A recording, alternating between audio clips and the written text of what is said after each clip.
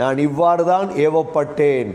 வ அன மினல் முஸ்லிமீன், நான் முஸ்லீம்களில் ஒருவன் யா அல்லாஹ்.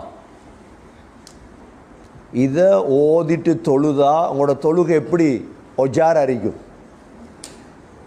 அதுவும் கருத்து விளங்கி ஓதினா. இன்றைக்கு நீங்கள் கியாமுல்லையில் தொழுவீங்க. கியாமுல்லையில் தொழும் பொழுது அதை ஓதிப்போட்டு தொழுங்க. கருத்து விளங்கி ஓதுங்க.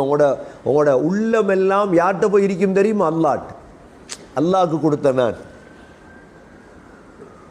அல்லாஹ்வுக்காக என்ற வாழ்க்கை, என்ன மௌத் அல்லாஹ்வுக்காக.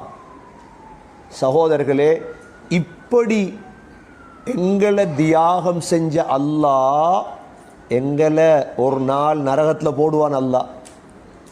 இதுதான் கேள்வி. எங்களை அல்லாஹ் நரகத்தில் போடுவானா?